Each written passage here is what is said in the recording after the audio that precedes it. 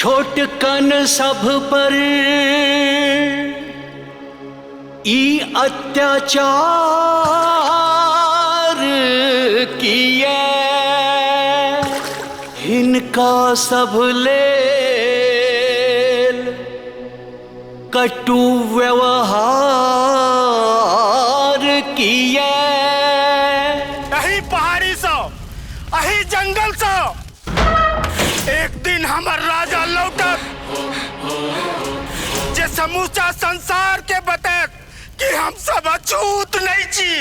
गढ़लन सबके एक ही चाक पर ईश्वर, तखन छोट अछोपक विचार किए।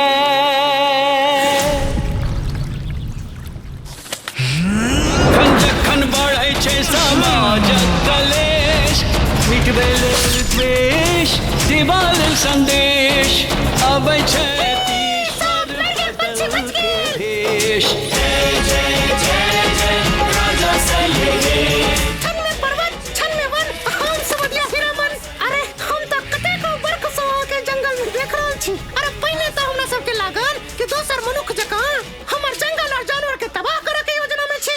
मुदा अहाँ बहुत नीक लोग छी।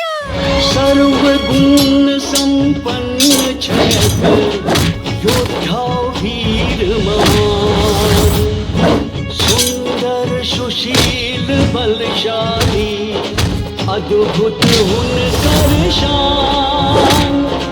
आप यथोचित भेटल सबठाम मिथिला के सम्मान, इनका सुनी दुनिया बिसरू होते नव बिहान। रहत न जग में अब कोनो अन्याय शेष, रहत न जग में अब कोनो